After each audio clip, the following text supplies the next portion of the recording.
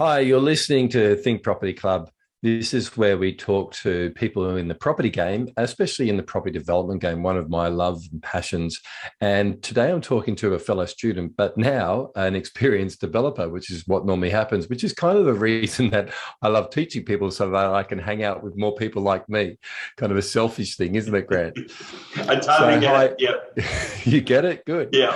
Yeah. So my name's Jason John Byron. I've got Grant Iverson. What is the name? What's the one you like to go under? Iverson is how it's pronounced down here in Sydney. Well, tell us straight up about the name, the surname. Where's the background It's of it? actually Danish. So my dad was a Dane, and it's a very family tradition. So there's kind of that background in Viking kind of in me. So I kind of feel that come out sometimes. And as a property developer now, you kind of got to get that inner Viking out from time to time and charge on through. Great. Okay, so we're talking to the Dane today. Okay, so what we're going to do today, if you want to flick through the slides for me, this is Woodstone, right? As you can see there. And Woodstone is your development company. So straight off first, I mean, do you want to start telling people about, well, let's go right back to your childhood and how you got into it, because I think that's a really interesting story. I grew up in Sydney as well, and I grew up in the Northern Beaches around Mona Vale. Whereabouts did you grow up?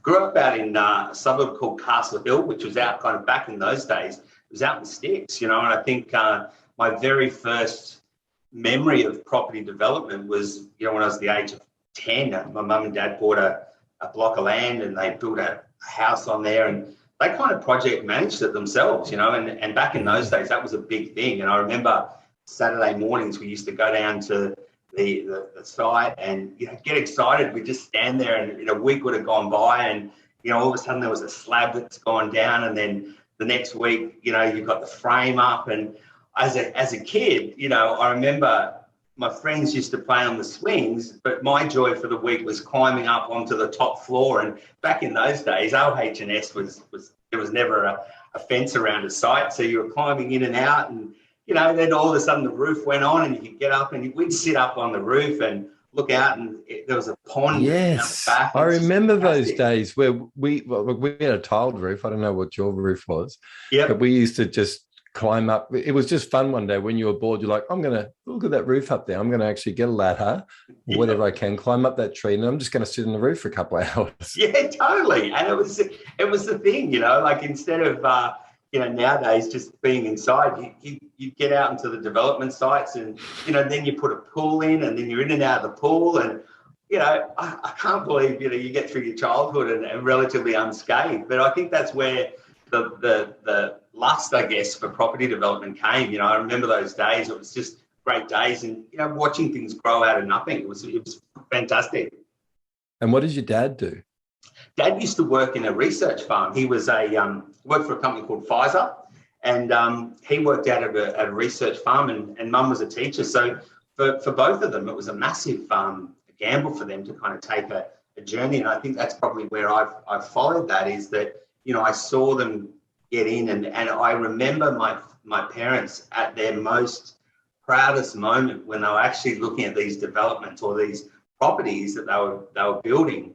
And they'd stand there, and they'd have these massive smiles on their face, and then Dad would go to work on a Monday, and I've got to go to work. But come Saturday, we'd be off to the house to have a look at how it's going. My mum, even now at almost 80, still loves to renovate a house and redo the house. And every season there's a different pillow on the lounge, and she just loves it, and that's when you see people, you just know they're in their element. So you grew up at Castle Hill. Did you go to school the whole time there, or did you stay in there, or did you migrate through one other school suburbs? In me. So, I went through Castle Hill High, and, the normal kid, kind of from a normal family, and then from there got into hospitality. So got a hospitality background, which is something that I really loved. But I think that lust for property development always came back to me. I think when I was working in hospitality,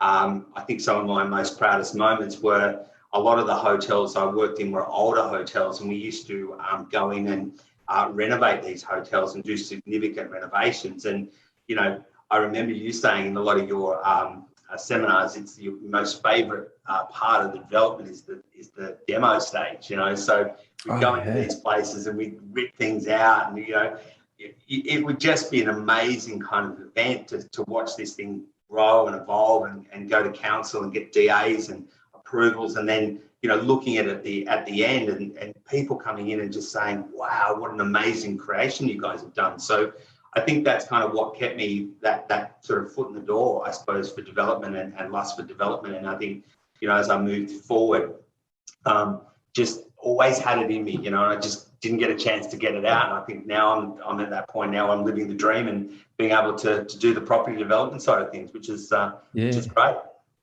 And I find that life is sometimes like that. You go in one direction, you always want to do something else, but you just didn't quite have the right person to connect with. Yes. I mean, I'm your coach, but this is, I had a coach as well before me that kind of came into my life, and I was like, okay, so it's like my whole thing about life is it's not about, what education you had or where you're at. It's who's the person that can help you, because that's what we're here to do, help people, right? And you've even got that in what you do now also, on the side. So do you want to flick through to the next slide? Yeah.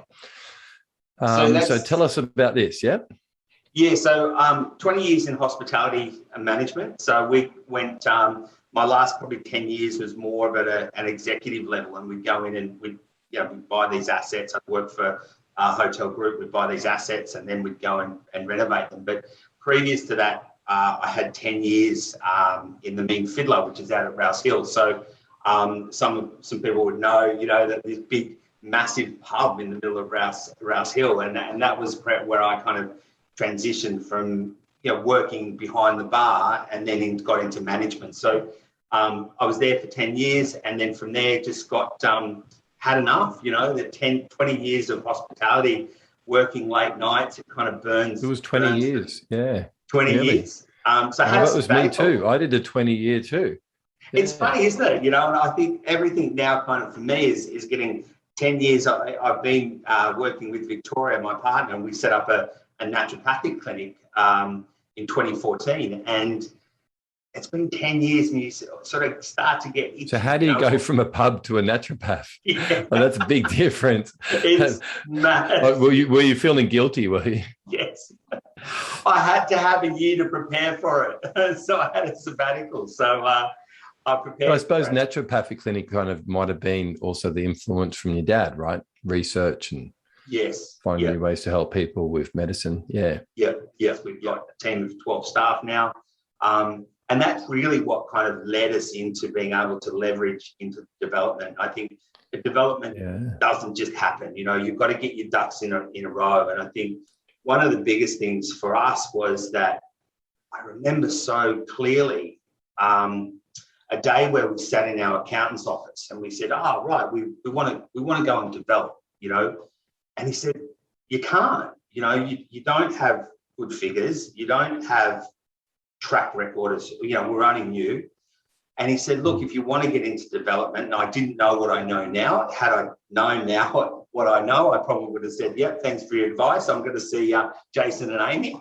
But we followed that traditional kind of path, and that traditional path was that we just needed to buckle down and really get the business in a very tidy position for the bank. And a lot of it was just the strategy that Vic and I had every day was, how do we build this business to then go on and build the next business? So I guess a learning for us and some of the skills that we got through that was really looking strategically. And that really taught me to think about long term, and not sort of what can I do next year, but what does my next 5 to 10 years look like? And I never really... How do you set that up? Yeah.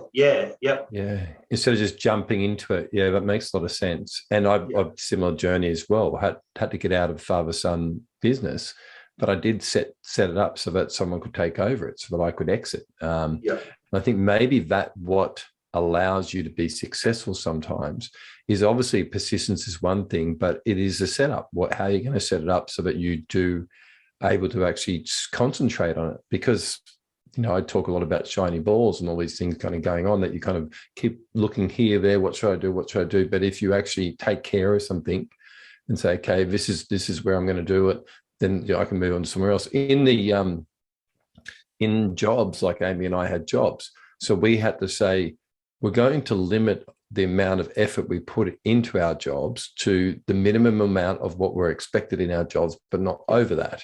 Yeah. Because like yourself, we're high achievers. Yeah. So naturally, you put us in a job, we'll be the best employee. Yeah. You know, this is what we're born to do. But we had to kind of say, okay, that's where the limit of where we're doing it, and we're happy with doing that. We're not going to do any extra, no weekend work, no extra work. We will then concentrate on the other angle where we want to go to. So it sounds very similar to there. Yeah. Yeah. Okay. So you, and the last bit there, you aim to sell the clinic.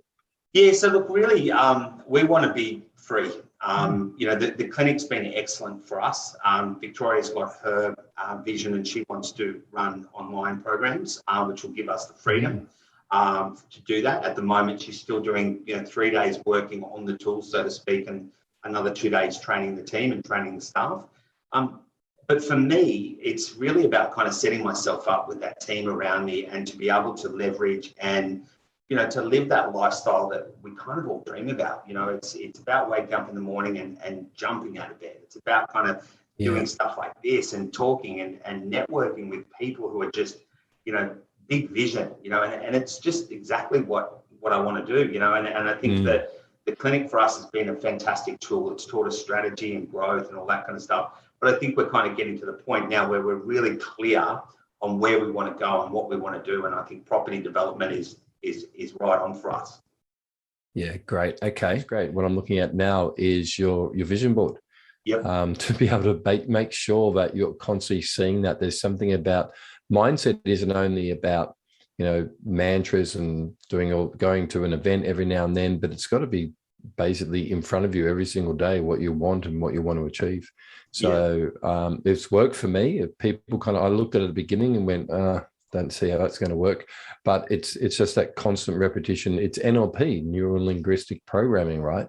So if you keep seeing it something over and over and over again, you kind of aim for it. I've never had a vision board, and I've been in some successful businesses, and I just can't thank you guys enough, because it wasn't until you said, turn up to the mastermind with your vision board, I'm like, I've got to make a vision board, and I mean, that's accountability, and I look at this thing every day. I look at it morning and night. It's in my bedroom when I wake up in the morning, and I see it when I go, and I've got to say it works, and it's just, it draws you, some days you might have a bad day at work and you look at that and you just think, yep, I'm on track. That's where I'm going. I remember when I did my first one, and I always used to love those TV shows or the movies where you see the crazy guy who gets all the string and joins things together, So I did mine like that.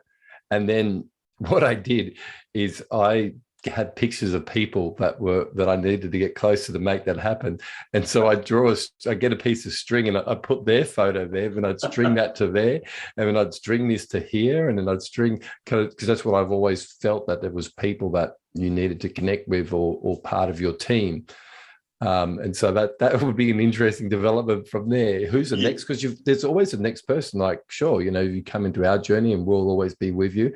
But then it's like, okay, well, who is the next person in your own personal private team that you want to approach, that you want to, or who do you admire? Yeah. So I think that's important as well. That's great.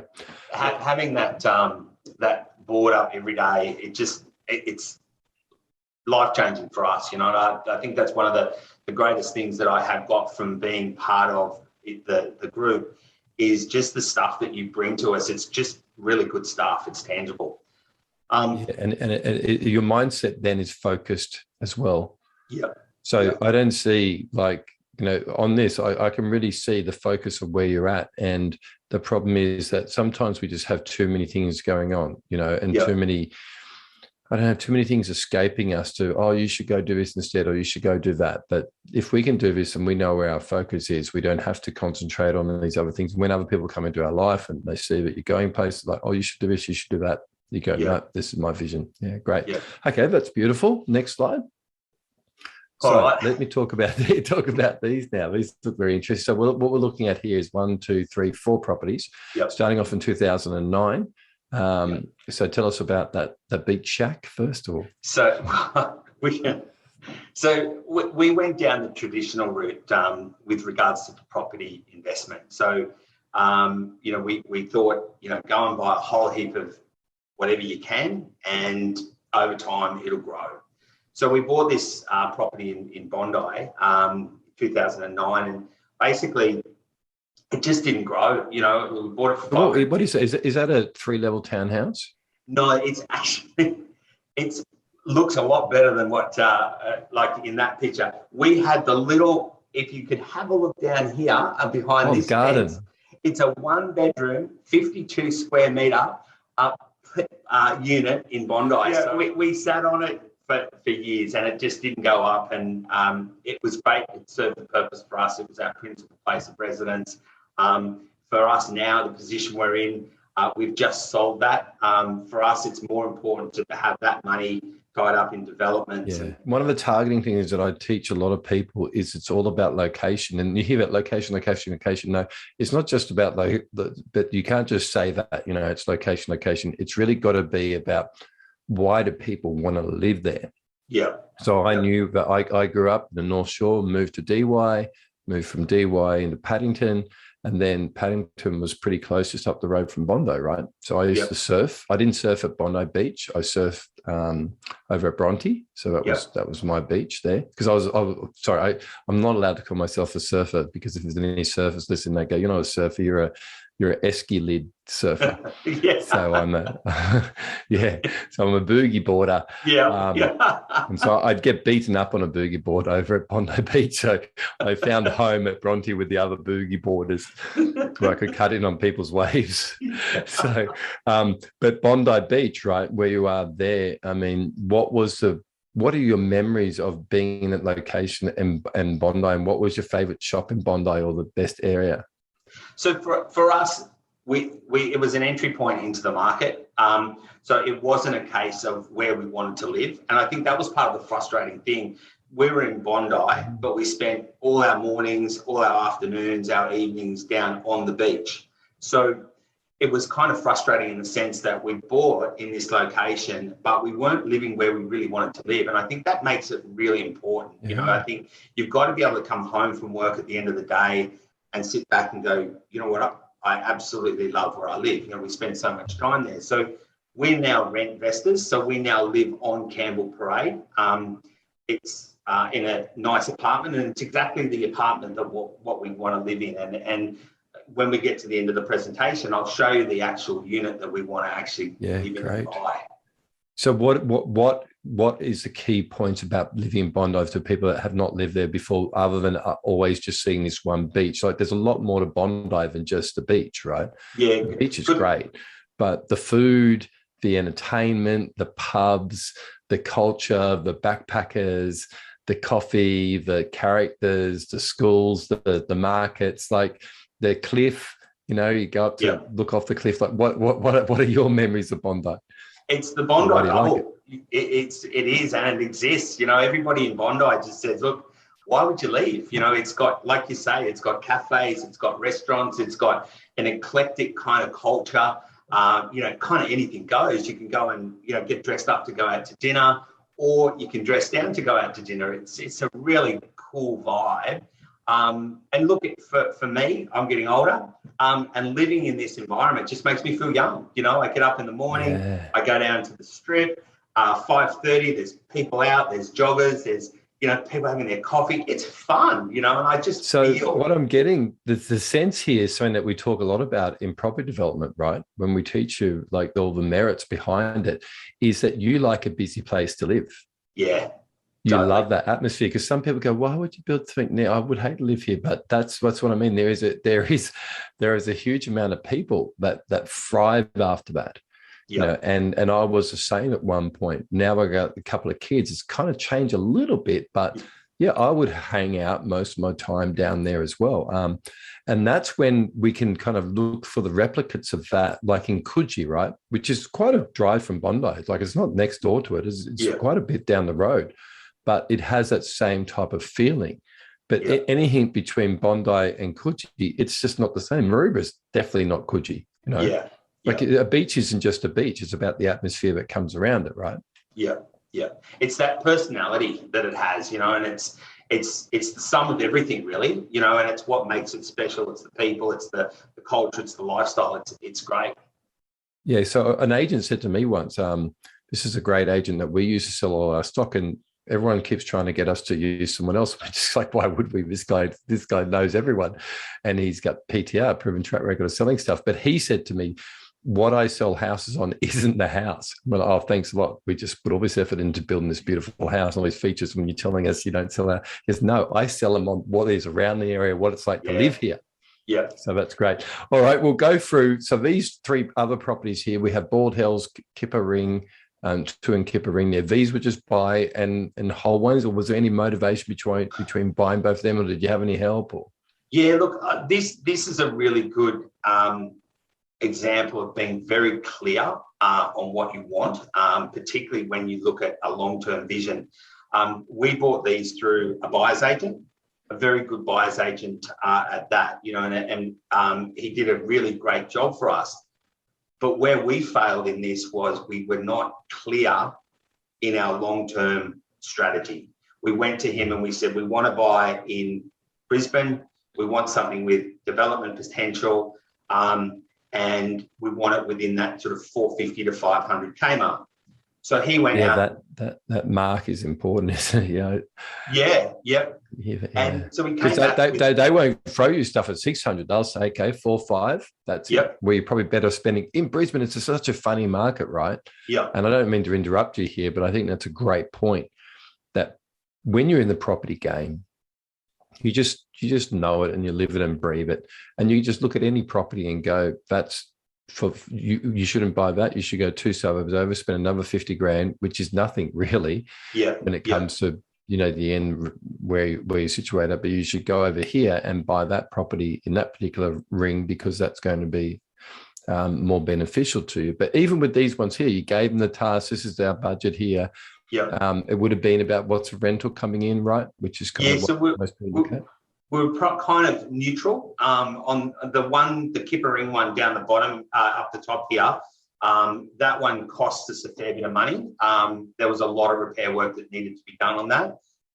You know, when you get an agent that says, look, you know, you will get a better price because there's a lot of work to be done, that doesn't equate to, you know, like that might be great to say $5,000, but over 3 years, it costs us probably $30,000 or $40,000 in repairs and maintenance. So just really looking long term, you know, and the point I'm trying to press here is you've got to, with every development or property, you have to have a specific, clear objective as to what you need to get from that property, almost starting with the end in mind and work back. And it comes down to a lot of people. Well, I'm a member of a whole lot of groups, and what we forget now as property developers is you don't have the knowledge to make that choice. Yeah. So I don't blame people sometimes when they say, I just bought this or that. And I think you did okay. But the thing is that if you don't have the skills to be able to develop stuff, then you want something that's developable. But I mean, that's you don't know really the merit of how to do it in the end of the day. So unless you know how to do it, you just look at properties as the house. Yeah. And that's kind of what you looked at, the house and the income. Whenever I look at these, I look at, okay, well, what's the land and how much it's going to cost me to convert it? And then, I mean, the buyer's agent was excellent. He gave us what we were looking for, what we asked for, particularly with the two Kipper Ring properties. I mean, we wanted to get something in a developing area, preferably side by side. So we managed to secure these two sites, Kipper Ring. So this was 23 Kroll and this was 25 Kroll. And they were side by side, and they were both around that 600 square meters. So we thought we were doing really well. We had 1,200 square meters in Kipper Ring in an emerging community. Yep. So we went ahead, we bought the site. We thought, yep, let's start developing next week. We went to council and said, yep, we've just bought these 2 blocks of land. We can, you know, based on previous track record in other locations, we should be able to put 12 townhouses on this site. Council said, whoa, this is emerging community. And I said, well, when are you going to develop this? And they said, well, it hasn't even gone to state government yet. I said, oh, okay, no worries. How long is that going to take? You know, do we need to sit on it for a year or something? He said, mate, 10 years at least. Yeah. And I'm just like, my gosh, we're now maxed out. We've got 4 assets. None of them are cash flow positive. We're sort of sitting around that $45,000 in the red every year. And I'm like, what do I do? It was just a disaster. But, you put that down to experience, and it's what motivated us to move into PDS. We joined PDS in 2018. My sole purpose was to come in and learn, how do we kind of A, look at things differently, and B, how do we get ourselves out of this mess? That's pretty common with a lot of people. So PDS stands for a course that I run called Property Developer Success, which is really basically exactly that. It's not just coaching. It's saying, well, what were the action steps that I took in my own journey to be successful at what I do as property development? Because anyone can learn how to be a property developer. Anyone can pick up a book. It'll cost you $30 and get it down and order it off the internet, whatever. You can watch stuff and you can get the information. But what I say, and that's knowledge, right? But what you really need to know is the applied knowledge. Yeah. That's the difference between having a book and then copying someone's who's got the system figured out. And that's what we did. We had the system figured out. We found a way that we could actually copy that into a process that someone else could copy exactly what we did. And I think a lot of people just come to us because we've got applied knowledge instead of just knowledge. And I think that makes a big difference. And we're active. Yeah. I think one of the most impressive things for me, Jason, coming into PDS and then elevating into next level mastermind is you guys have got a really good system, and you can see there's a lot of property people out there, and I have done a lot of those courses, and I even did those courses prior to this and still made this mess. But you've almost got a system that's a no-fail system. If you follow the system, start with X and then go to Y, you can't fail, and it's proven. You've got track record, and it's easy. Because our first property was a development, that was what it was. So we just kept going, this works. We keep going on that journey through. So that works. Yeah. So that's good. So what happened? Where the state of them now? Are they all gone or? So this is the result of what happened when I came. I know Bald Hill's gone.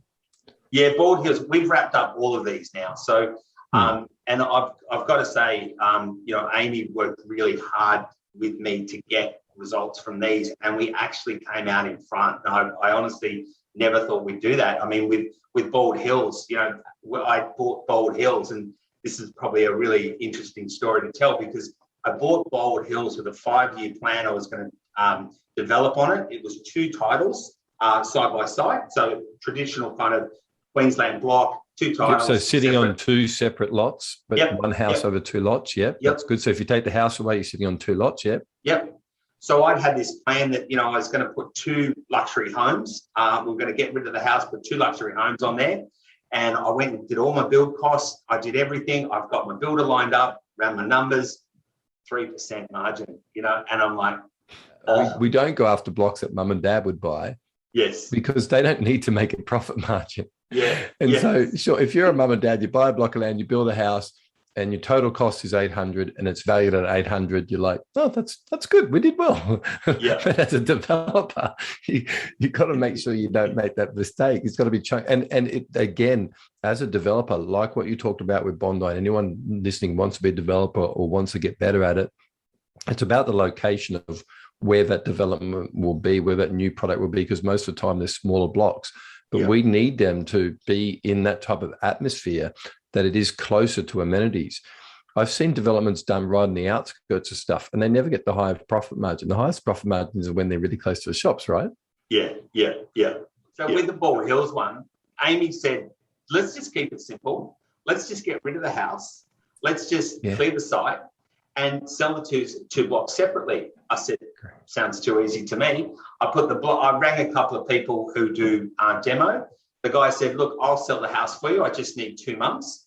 So he sold the house. He then, part of the sale of the house, said, if I sell your house, I'll clear your site for free. So let's just explain that to people listening here.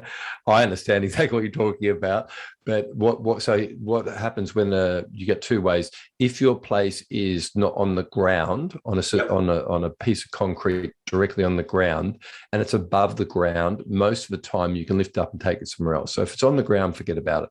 But most of the time, especially up in Queensland, they're off the ground. Now, if they don't have a hell of a lot of asbestos in them, because if you've got to suddenly go and take it somewhere else and replace all the asbestos and other stuff, it costs too much money. But they can have a little bit, but not a lot. Then you can cut it in half, and then you can take that. And most of the time, these properties end up in a low social area where, you know, we now just do them up because it's cheaper than actually building a house. To just cut this one in half, take it somewhere else, replant it somewhere else, and then someone else is happy with that house. So what's happened here, you've spoken to a demo guy, said, I'll demo it, but first I'm going to actually get you some money back because I'm going to sell this house, lift it up, take it somewhere else, and then I'll demo the land. And then once the land's demo, you're basically looking at 2 rectangles, right, that you can sell separately. Yep. Yeah. And that's just as simple as it was, Jason. You know, like there was a night where, at 12 o'clock, they turned up. The day before, they chopped the house in half. They backed the trucks up. They lift them up. They back the truck up. They then drop the house down. It sits on a chassis, and then they just drive off like it was done in 5 hours. It was just amazing, and we were about to demolish this house, and knock it down, but we ended up making $10,000 out of the whole process of that. Yeah, and that's the thing where you kind of look at it. Other times I've been in that situation before where we could have cut it and done it, but the time frame would have been too long. So we just demoed it because it's, again, how much I'm going to get 10,000 works there, time frame, right? Okay, yeah, go and do it. And that's kind of nice. Now, having said that, anyone that's listening to this, it's all about how they leave the site. Okay, so if you're ever dealing with demo guys, it's not so much about what can they do, but how do they leave the site afterwards? Because for a builder or anyone to buy it, it needs to be cleared, nice, no junk on the land. So I've seen some stories before where someone demos it or something, and then they leave all the rubble there, or they don't clear it, or they don't level it. So what we want to end up with is the house gone, then all the concrete and everything like that taken away, and you're not quoted extra on the concrete. It's a full, make sure that contract says everything is included.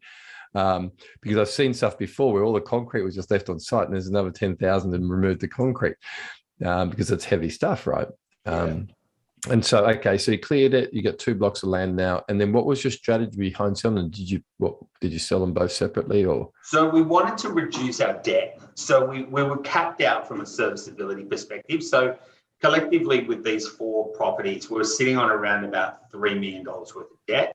And with regards to equity, we're tapped out on equity. We had about $600,000 locked into all of these. And it was just like a nightmare. We just couldn't go anywhere with it. We were just paying the bank every month. And it was really, a relief to know that we could get rid of these properties, offload them. And with the Bald Hills one, we came out $40,000 in front. And with the 2 Kippa properties, we came out about $25,000 in front. Now, that wasn't a lot, but for me, that was such a relief because it created opportunity, A, to reuse that equity elsewhere, and B, to be able to cap a hole in your bucket when you're seeing money go out every year and not know what to do with it is disheartening. And we had, all these dreams that we wanted to do, but we just were capped out and locked in. So, Amy and yourself were really great in let's just get these wrapped up. And it took about 6 months to get it all wrapped up. It's not that hard for us to see and do that either. Yeah, because we just see the vision of what would we do in your situation. Yeah. Whenever someone says, "Well, how do I do this?" I go, "How would I do it?" Okay, this is what I would do, and it's normally the right way because I'm looking at my applied knowledge. How will I apply my knowledge? Well, it's not too much I should do it there. I should put it somewhere else, and it can be. I sometimes would sell the property and then go buy in exactly the same suburb, but in a different location to achieve what I wanted to, or just getting another 10 square meters. Silly things like that. All right, we're going to speed through a little bit more here. During that whole time, it took about 6 months to get everything wrapped up. So, I was motivated to kind of take it to the next level. I said to Amy, well, look, what else can we do? And she said, well, you got any money in your super? So we said, well, yeah. So we basically then looked at, we were in a clinic in Cremorne, and our lease was coming up, and we'd been in that clinic for 5 years. And we said, well, what do we do? And we thought, well, now's the time to access our super. The whole super legislation was tightening up. So basically, we just moved into a new premises in Neutral Bay. It took us about 6 months to find the site. We did all of this whilst we were waiting for the Queensland properties to clean up. And then we ended up buying ourselves a really nice 100 square metre clinic for our naturopath clinic in Cremorne, so that when we sell the business, we've still got the asset there, and we'll hopefully sell the business as a going concern, and we'll have a tenant in there. Okay, project two is called the Bondi Boomer. Yep. So this was our principal place of residence. So you imagine 2009, we really hadn't done a lot to that place, and we decided that, look, it's time to sell the principal place of residence. You know, we wanted to move on. We'd had a little bit of a growth spurt through Bondi, so it was the right time to clean things up. And we just did a quick 3-week turnaround. We redid the floors, painted, redid the kitchen, redid the bathroom, just modernised it, put an air conditioning in there. And we had it valued in 2020 for $885. And then we sold this only 2 months ago for $1.215. So we got a really nice return on that, and I think we just got in at the right time. Yep. And you didn't, even in your renovation, didn't overcapitalize and overspend. Like one thing we talk about that we naturally have to do as property developers is constantly pay wholesale prices for stuff, constantly use people that just aren't referrals, but from a business point of view are going to give us the best type of service. And then always look at the budget. Just not let's just spend whatever we can on this. Let's just do what we think will be good. Let's just get everyone in, and then we'll work out what the cost is at the end. No, we treat everything like a business, right? You would have known the exact cost of everything that was going into that even before you started. And I think that's a really good talent in itself to have, even before we start building, just a talent to be able to know the right materials and don't pay over the top for things at retail price, right? Having the branding and having the name and having that normal conversation with people when you are a property developer allows you to get so many things at a better price, and allows you to negotiate too, right? Yeah, and that's so true. We were looking at, when I was doing the PDS, always ask for trade price, you know, and I went into Bunnings, I said, I want a trade price on this, and yeah, sure, it's 20% off. Like, I mean, I've just got to ask. I mean, and that's where I think, you know, being in PDS for me, you know, it's all the little hidden stuff that adds up, you know, just by learning no to ask for a discount, you know, cover the cost of the course, you know, the money I saved, you know. I mean, that renovation was $32,000 renovation, you know, and it was that was a new kitchen, new bathroom.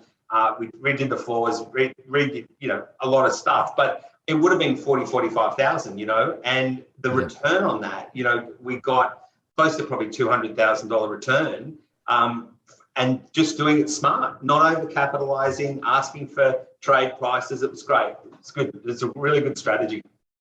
Beautiful. Great to hear. Okay, so that's been renoed now, and you've passed that one on. This one now, project 3, is called the Dunmore Twins. So what are we looking at here? This is where development for me started. So the other stuff was more or less just kind of cleaning stuff up. This is where my heart really started to beat. So the Dunmore Twins is our first development. Now, what we're looking at here in the slides, in case you're listening, is a duplex, right? So you get a common party wall down the middle, and you get, you know, one build we've split in half, but it looks really good. Yeah. So we got this through a buyer's agent. It actually came through the PDS community. So we just, you know, following the community and sort of getting, you know, involved with everything. We saw that there was a buyer's agent that said, you know, he's got a deal. Anybody interested, make contact, you know. And he, I spoke to him. I remember I was at the airport up in Ballina coming back from a holiday. And by the time I got back from Ballina, next day I was down South Coast, which is where Dunmore is, looking at the site. Called in the next day and said, yep, it's a goer. You know, I did my numbers. There was proven track record. I felt comfortable with the buyer's agent. That's an area that he specialised in, introduced me to the builder.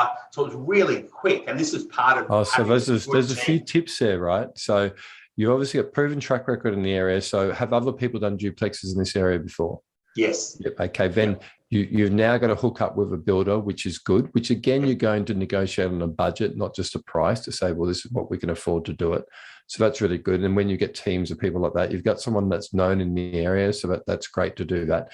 And I suppose you would have looked at the overall map and be able to work out the location of this and where it was going to be placed, right?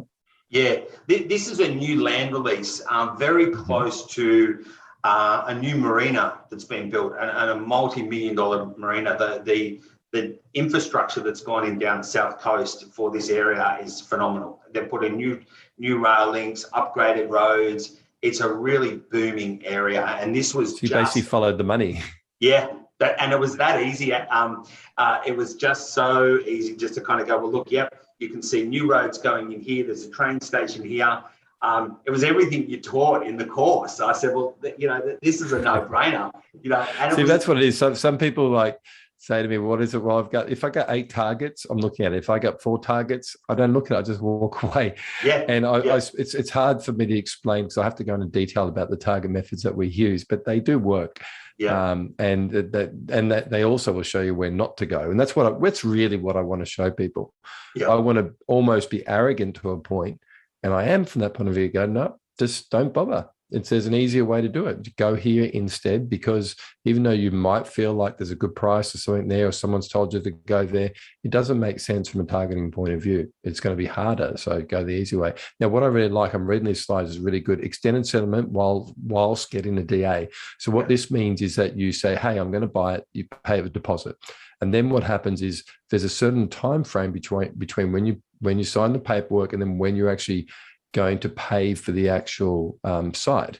And so what that means is most of the time, if you're just doing a house, it might be 42 days, right? And the bank pays them out, the type of thing. But in property development, you can do an extended settlement, which gives you the chance to go and get a development application that time. So really what you've got to understand here is the money out of your pocket might just be that 5% deposit. And that's just held in a trust, so that's secured, that's okay. But now you've got this time frame that if you had to settle on it straight away, then you've got this time frame again in the DA, which might be 6 months, which will be you just holding. So the good thing is that we can negotiate things like extended settlement so that you can get your development application all done, and then that's all finished, and then you settle. What was it, 6 months or 3 months down the line? We had a 3-month settlement on this, but we knew the proven track record, which one of the things we got from the course was find out from your council, are they pro-development? And this council was really pro-development. In this area though, right? Yes. Yeah. So this is the whole thing. A council will have a map, and this is where it cuts down. You're looking everywhere, right? And you can cut that map down and say, this is where the council says yes. It's almost like 1/8 of every suburb is easy to develop. But the rest of it, you just shouldn't even be bothered going there. So the DA was approved prior to settlement, which is great. And then have you commenced the build in this one? Yeah, so we've started. So this is where we're at the moment. So the first picture shows you kind of when we bought the site. So that was back in December 2020. The sold sign went up on that. We had a little issue with our builder. So our builder, and I'll talk a bit more about this later down the track, but our builder, the day before we were meant to sign the contract, actually got arrested. So that was kind of threw everything out. But I rang Amy, 24 hours later after sitting, in the gutter, blowing in a brown paper bag for 24 hours. Amy, what do I do? And she said, well, just do the logical thing, find another builder. I'm like, okay, no worries, and that was great, And, we've got another builder now. It probably held us up by 5 weeks, but the beauty of that is that we managed to make a massive gain in getting the DA approved before settlement. So it really didn't, make too much of a difference. And things like that happen, and that's one of the things I've learned is in the building game, stuff's going to happen, and it's just how you approach it, So last 2 weeks ago, we put our slab down. This went down just before the lockdown for COVID, so which worked out well for us. It went down on a Friday. They had a 2-week lockdown, so gave it time to cure. And then this week we've got the frames going up. Yeah, beauty. No, that's great. And they're using the waffle pods there. Yeah. Which is, so we can talk about later, but they're very smart when you see they're using that. They're actually saving you money, which is good. Instead of doing full concrete ones, they're using waffle pods. So that's really good.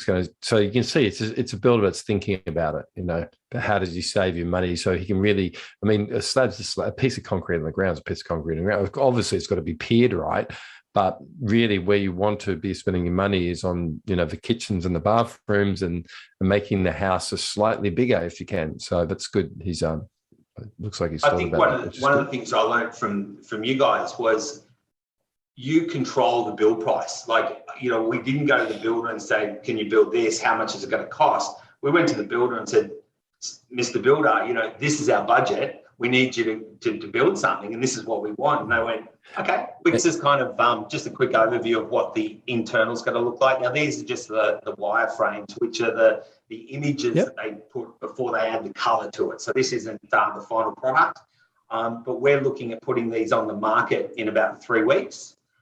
So we want to get one of them locked away within the next month, and we'll probably just see how the market goes. And we might sort of go close to selling the second one right on completion. We just want to de-risk it a little bit.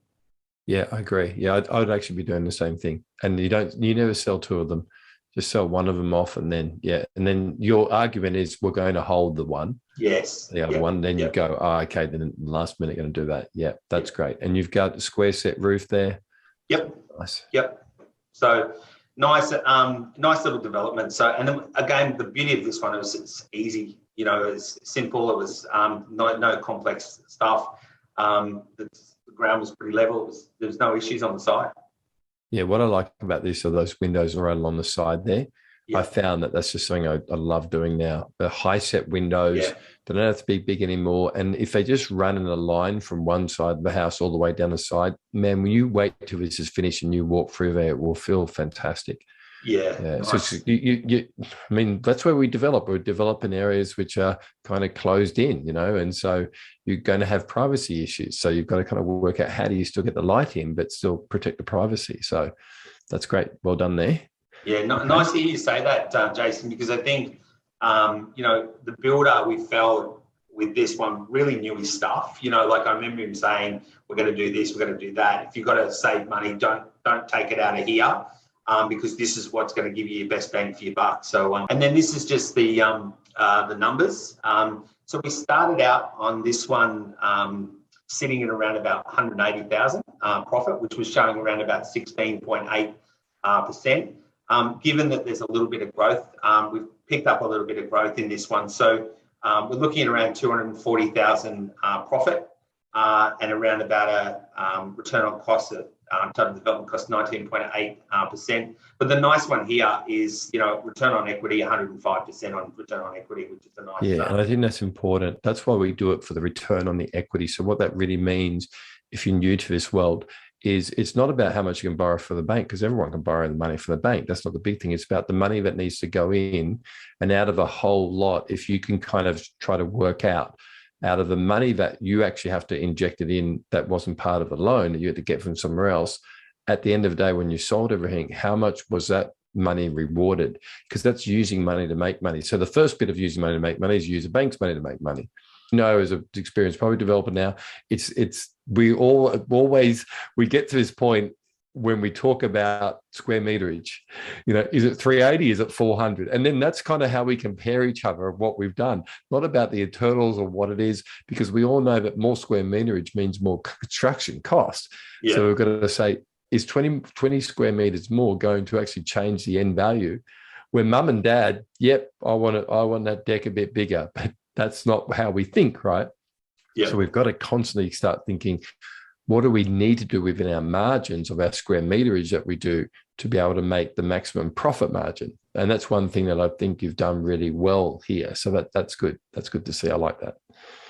And look, doing this gives you a chance to kind of look and say, well, look, do I want a better number down the bottom here? Where do I need to go and try and save some money? You know, do I try and save some money on the acquisition price? This was listed at 460 acquisition. We got it down to 450. We just went back and said, look, the deal's too skinny. We need to find some money. The builder's not prepared to drop it anymore. You want to sell the property? We need it at 450. And they said, okay, but don't tell the neighbour, you know, so. Okay, so then we've got Project 4, the Black Butts twins. Okay, so we're looking at another duplex here, a bit different design, obviously, very cost effective here. That's good. So the thing with this one, Jason, was that I was starting to feel confident in feeling that I could source good deals and read the market. So the market was moving really quickly. It was hot down there. And this site came on and it had a DA approval. And, you know, that when you think about it, 8 to 12 weeks, it would say we could get started on this pretty much straight away. We just needed to make some modifications. we knew this site had some challenges, and I actually bought it for the challenges. I know that sounds a bit sadistic, but it was a sloping block. There was some water issues, but it gave us a really good bargaining tool. And I just worked really closely with the builder, and I said, how can you mitigate this? How can we save money? What's it going to cost? What's our worst case scenario? And he said, no, we can do this, we can do that. We can go back to council, we can get this modified. It's going to cost you a little bit less because we can change the roof structure. And we managed to pull about $60,000 in cost just by doing things differently. You know, the roof line has changed significantly, and we saved about $25,000 just in the roof line alone, just changing the design. The person that did the design, the DA, was a very high-end builder and was really just looking for something really sexy. But we tried to just sort of dumb it down a little bit just to save cost. And this is the result that we kind of got. Yeah, and that, like you can see here, this is something that we do a lot. It's about your materials that you use. You use a mix of materials so that you don't have to do the whole thing out of brick. But what you can do is you do something that brick is a beautiful thing to use, right? But your eyes will capture the brick and go, that's really nice. And they don't really need the whole thing done in brick. Now you've got brick down the bottom. And there's a thing that people don't know about, really, if they're not really in the game so much. And that is this thing called decorative brick. And decorative brick would not hold up a house. It's still a brick. So sometimes we build the whole houses in just cladding. Yeah. And then it's all finished. It's all structural. And then we just get this decorative brick, which is probably about, half the size in thickness of a normal brick. And we just chuck all the decorative brick out there so it looks like decorative brick. And normally, that's what we do, right? And people go, oh, we can do that, And what you said then is a good tip for people, especially even if they're doing their own homes, the drainage, the roof, the angles, even the downpipes, everything has to turn and go here and go there and expose or box gutters and that type of stuff. Like if you put box gutters on this, which is like an internal type of gutter on your roof, let's put it that way, right? And then it collects all the water, then it goes down. So it's not a gutter on the side of the house, but it's kind of inside the roof. And they're pretty cool, right? But that costs you so much money. So then you've got to go back and you've got to say, hey, it doesn't look great with all these downpipes coming everywhere, but what is my final sale price? I'm really will someone still buy it on the merits? Now, if I do suddenly take away the box gutters, then suddenly start doing the external drain pipes, what else do I need to do? I need to then spend, instead of save 30 there and spend 10 on the garden. So I think those are the key things for this. Yeah. So that's good. Okay. So this was a good one, like 14-month turnaround. And this has been a great one for learning. There's been those challenges and it's just working through. So there's a good profit on this. I think we've been kind of rewarded on this one, but by looking and, getting a difficult site and making it work, we thought this area is really booming at the moment. So a couple of things we kind of questioned ourselves, would we do floor to ceiling tiles in the bathroom, or would we do sort of to, 1600 or 1800? We decided to go that little bit extra just to sort of, soup it up a little bit. But like what you're saying, there's some areas that you can cut some money or to change some costs. Well, you've done it here. It's classical. What we're looking at is subway tiles in the kitchen there, right? I don't know if you're going to go over that or not. It might just be a render. But subway tiles in the kitchen, which is fine, but then coming up and then instead of going with an expensive splashback or something in there, just saying subway looks nice and it's traditional for this area and it looks good. And then in the bathroom, you've done full tiles from floor to ceiling, which will give that wow factor, which is probably better than the guy down the road. Yeah. So sometimes you've got to pay attention to your competition. Your sheer blinds are great. I always say to people now, just pay the money and get them chucked in there. Obviously, we pay wholesale, so we pay probably half the price of what mum and dad pay. But the sheer blinds is just the softness of it and what they do, especially when they're combined with wood, is amazing. And then this is the FISO on it. So sitting at 322 on this one, which again, like for me, is that return on equity is that 123% return on equity. So okay, number 5, landowner JV sounds interesting. Yeah, so this one, it slowed down a little bit. We're a little bit scared that we might lose this one, but it's actually got traction again. We had I actually did a letterbox drop, which was learned from you guys. I actually was, because I was going down there so many times, I thought every time I go down, I'm just going to put 150 letters in a letterbox and then that'll just be part of the day. So we got a call on this one, and it's got an older guy who's lived there all his life. He knows it's a development site. He had it on the market, really overpriced, and it sat there for 6 months. We went to him and said, look, we can't really afford to give you what you're wanting to do, but how about we do a JV? This is all we can really afford for the site. But if you're interested in coming along for the journey, I can leave a little bit of that expectation in it for you at the end. So we sat down, we explained how it all worked, and he got on board. He's really excited, and he wants to be part of something, but doesn't want that responsibility. And I think that's where, what you guys are teaching is to become developers and conductors of the team, and really just inspire people to get involved with that. So this is going to be a nice deal for us. It's currently going through, we've had our pre-council meeting. We've got the ticks from council. We're just doing final kind of costings now with architects, builders, town planners, and hopefully we should have a resolution and a final number on this within the next sort of 4 to 6 weeks. Project 6 hasn't started. Project 6 is we're not looking for property. We've maxed out again. So we're actually looking for JV partners. And for me, I now feel really comfortable in being able to talk with authority about development. I feel comfortable about putting a team together. And I think that's a big thing that you've done, right? That's really what development's about, is putting a team together and then showing someone that you'll be responsible with them. As you go along with their money, you're showing that you'll be in charge of it. I feel that that's an important thing to do. Yeah. So good. This is the kind of on the cards now is building out, getting in front of people, getting a social media strategy going, and really starting to build that bigger portfolio. I guess some of the skills that I've really learned from property development, I guess for me, it's becoming the conductor. The biggest skill that I've learned is really just pulling the whole team together. And, you've got your architects and your builders and your real estate agents, your buyer's agents. They've all got to kind of work together, and I think the responsibility of a developer really is to make that happen and to make that mesh happen. Great. And I think a lot of the guys that you use, the different services, actually really appreciate having someone like yourself as a property developer. Kind of keeps them busy. You're kind of keeping them in business, and they know the value that developers can bring to their business.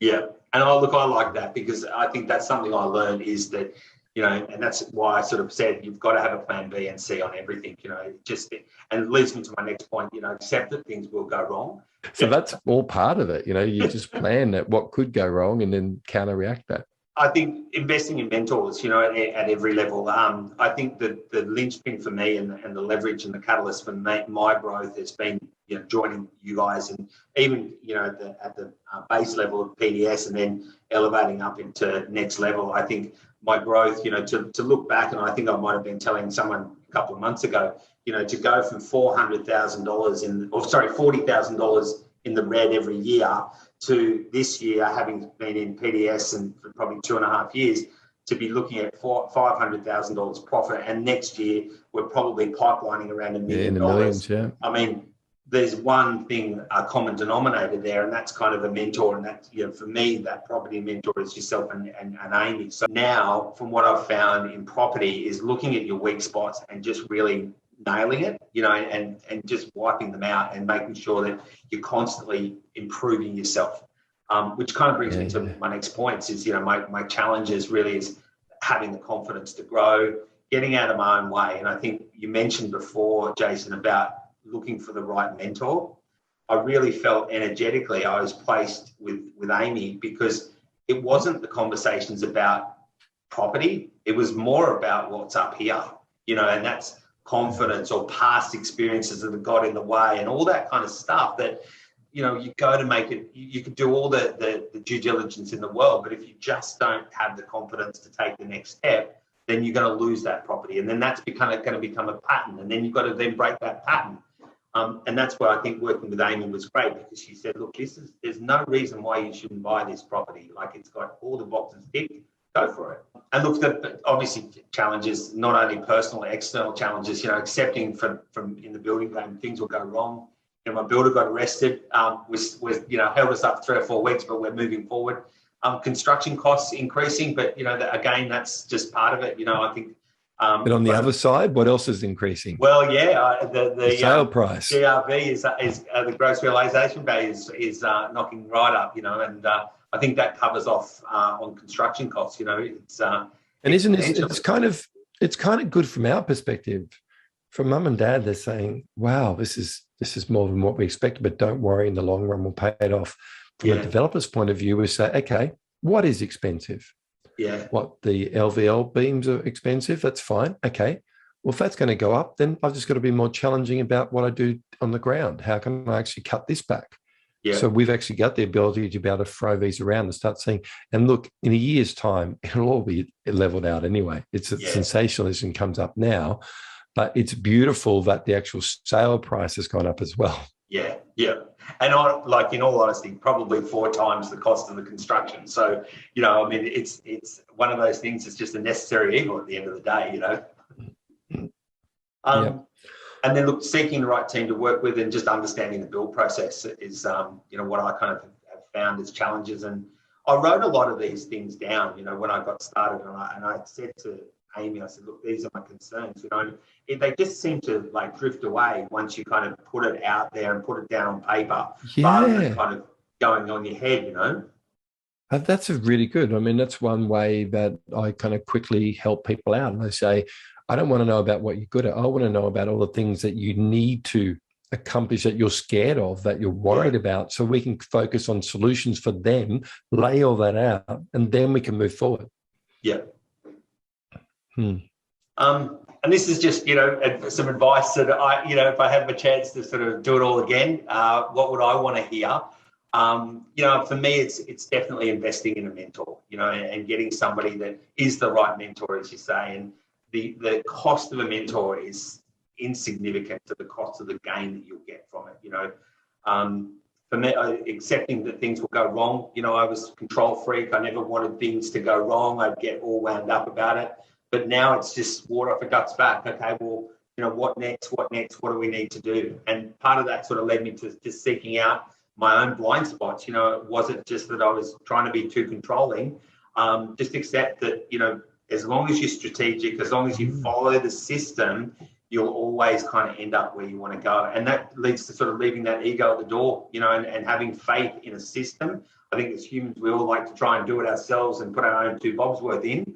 Another point for me, just going through my slide there, is taking stock, or take moments to take stock, and I think you've got to, at some point, just reflect back and see what you've done, and where you've come from. I think, you can get into that whole kind of, grind, but I think you've got to step back and go, wow, when I look at my renders now, I'm like, I can't believe I've created this, and it's the process that you follow that just gets you there. But for me, I look at the Bald Hills project and go, I had a property that wasn't making any money, but my ego was saying, I'll keep this for another couple of years and I'll try and make it work.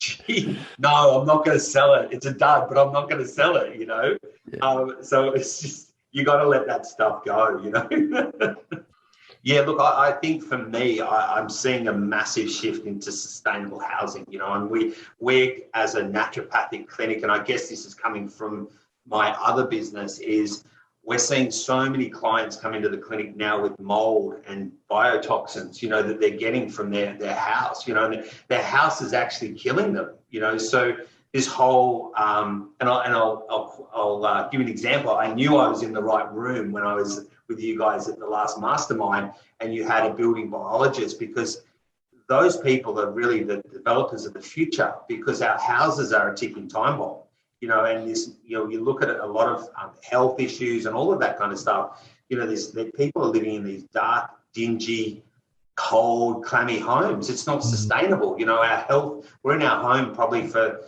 60% of our time, and we're a cooking time bomb, so I think that whole sustainability, building biology is going to be huge. I think that, and it's started, we're seeing bio homes, and seeing a lot of that down south now, homes that are bringing in the natural light, they're well ventilated naturally, They're using eco materials and all that kind of stuff. And I think that's good, not just for a design perspective, but for a health perspective and a sustainability perspective as well. And look, it blends into what my last point. You know, I think the home office is going to be a huge part of home, you know, being that lifestyle. And a lot of the people that are moving down south are working from home. They might do 4 days down south working from home, and they might spend a day in Sydney. You know, to have these kind of offices that are separate and done professionally, that don't just, it's not just sitting at the end of the living room table, it's actually a professional office with a kitchen and, you know, all that kind of thing, separate toilet and that kind of thing, I think is important. You know, we are kind of now separate the living areas. Yeah, I agree. Cool. And then if this is just my personal taste, so we actually live in this building here, but we're around the back, okay? But my dream, you know, for a house or for where we live is something along these lines, you know, where close, this is Campbell Parade in Bondi. This is one of the penthouses that just sold recently for, it was $24 million. So, well, we hope to get there one day, but look, we're heading in the right direction and kicking some goals now. So, you know, that's important. Yeah, fantastic. This is great. I love that curve on that roof. That was great. And my favourite wealth building strategy is property development. That's it. Build it and profit, right? Yeah. It's simple. If many people get into property to be able to make money, right? This is why we try to do it. And then we all spend time doing the small strategies where we think we'll just do it on our own. We don't really need anyone's help. We'll figure it out as we go through. Yet the time wasted and the years and years wasted on portfolios that you look back on and you go, I've got some rent coming in here, but I've got annoying tenants and I've got all this maintenance to do, and you know, and I did that on my own, so that's why it's leaking, and I did this. Like, it's really, that's a hard way to do it. Property can be very rewarding, and we can have multiple amounts of property, but property development does give that extra edge where you can create quality products, but you don't have to spend so much time on. And if you learn how to profit while you're doing it, it's just so rewarding, right? Yeah, and it's fun. Like it's get up in the morning, you're creating stuff. It's awesome. It's a really good industry to be in. And the other thing, if you want to go from the other side of point of view, is you're creating brand new homes for people. So not only are you giving them an emotional thing, but we had to think about it the other day. I think we've done at least 200 homes for people. Wow. You know, when we have a look at it, I'm thinking, because, and this came out of my child saying to me, Daddy, how many families are, you know, like us are living in new houses like this, or, you know, what's a family that's living in that one? And, you know, how many homes have we built for families? And I'm like, oh, I never thought about that, because I'm just thinking about the product, you know. And she goes, oh, and it's always whenever we sell something that, who moved in there, Daddy? Oh, that's great. Is it, you know? And so she's so interested already now. And the one thing I'll leave you with here is, she said this to me one day. I can't remember how it came about. It's kind of like a running joke with her and me, is that she's 5 years old. And she goes, Daddy, you don't build one house, you build two. So that's what she is. You build two, and then you sell one, and then you make some money. And so this is like what she could already see that strategy is working by using. You need the skill to be able to do it. Once you get the skill, you can build two, sell one, make some money, move on. So simple, right? I love it. And she's like, that's what I'm going to do. And now, and then you'll see, like, they'll create little things, and she's even doing it now. Like, she'll have two homes. I'm going to sell that one, and she draws stuff. And I'm like, is this good? I don't know. She still does other stuff as well, but it's using that now is mindset in her head that if you create something and then you sell it, then you can also keep one, or you can sell one down, you know. So that's pretty cool. And that's great, you know, instilling those values in your kids. It's just awesome, you know, it sets them up for life. Yeah. And she can see the people that we help when we're on stage as well, and helping people. That's what she says. Like, I say, I'm going to go to a conference, or I'm going on a strategy call with someone, or I'm doing an online webinar. And that's what I tell her I'm doing. Immediately, her response back is, are you helping people today? I'm Oh, like, great. yeah, I think, yeah, I am. Yeah, you're teaching that's people. I'm like, awesome. well, I'm not a teacher, but I suppose I am a teacher. Yes, I'm teaching people. She goes, oh, that's good. I like that, Dad. You know, and she goes, I'll give you permission to go do that instead of play with me for an hour, you know. So, yeah, you've got to see things, I think, from the child's point of view, really. Yeah. And it's not about the profit margins so much that people should be focusing on.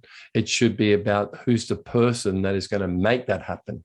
Yeah. And do they feel confident that this person is looking at the proof that this product will work? And that's one thing I'm seeing very much now when people want to be investors.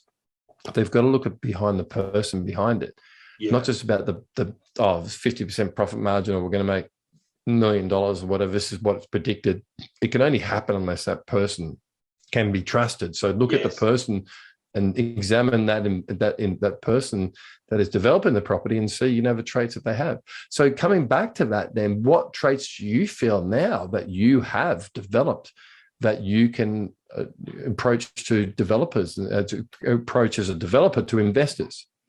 Yeah, good question, Jason. I think for me, number one internally is confidence, to be able to talk the talk. And I think a lot of people now, particularly when it comes to investment, are very savvy. They know the questions to ask, and they can sense that. We've all had an experience where you just know someone's not right. And I feel I've got that level of confidence now where I can have confidence in myself and deliver that, but also the skill. And I think you're not tested until you have those challenges put in front of you, and then you can make an assessment on whether or not you did that well. And I think I've learned to be able to assess my decision making, and then to be able to reassess if I didn't make the right decision, how to correct that for next time. And I think it's that. Yeah, and I think a good skill, a skill that I've picked up on here just listening to you is you're very good at picking the right teams now.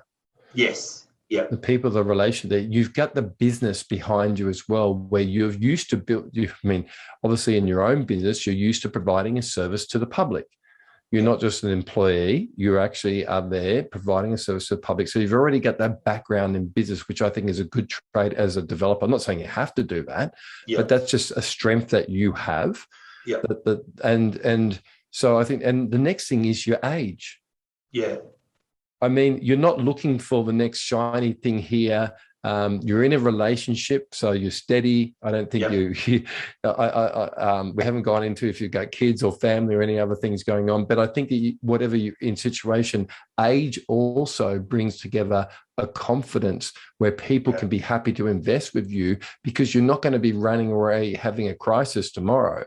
Yeah. And already by the mindset that we've worked together to instill in you, that's where the confidence can happen from an investor coming and investing with you. Yeah, good point. And that's sometimes I think we've got to say my age is my best benefit. My previous business and my current business that I have is my benefit there. I know how to produce. I know how to go through a tough time. I know how to do this. This is what I've personally done here. This is how I accomplished it. Yeah. What the accomplishment out of it was. So I think those type of things are really going to make your company now very strong in the investor market as well, because that's what we have to do as businesses. We have to nail it and figure out how to do it. But then to grow, it is a great journey when you start doing joint ventures with people, because you're doing exactly what you're doing now, but you're actually helping that investor get a good return as well by using your skills. And that relationship together has been the most rewarding thing of my whole development journey. I'm sure it will be for you as well. I want people to be able to check you out and follow your journey. So there it is there, Woodstone Developments. Okay. Yep. So what are you on? Are you on any other social media? Yeah, so Facebook. Anyone forced you? I'm on Facebook, and I've got a website, woodstonedevelopments.com.au. And if anyone wants to get in contact with me, my email address is just brant@woodstonedevelopments.com.au. And happy to have a chat. Thanks for being so honest and open with us and sharing your whole story with us. And I'm sure people get massive value out of hearing, the different journeys and what you can accomplish. But this is why we do this. We wanted to prove to people out there that with a bit of guidance, with the right strategy, right skill, the right mindset, the right acceptance to be able to say, hey, extreme ownership, this is what I'm going to be doing, that it is possible and that you shouldn't be worried about it. All you need to do is start. You need to start getting the right education, start finding the right people to follow, and then change your life. Well said. That's really well said, Jason. Okay, great. I think, I just can't say anything in addition to that, because I followed your model, and I followed you guys for months, and I checked you out, and it ticked every box. It was just great, and I just can't thank you guys enough. I can't believe I'm sitting here, talking to my mentor, about developments, so it's great, living the dream. Yeah, and it's a great reward for us. People say, well, you've made it now, why do you teach people and go through all that journey and all that type of stuff? I'm like, well, it's on the top of my list, seeing other people be able to help out with this, because I didn't start here on my own. I just got the education, got the mentors on board. Now I'm able to pass that on. So yeah, I'd just like to say thanks to you guys.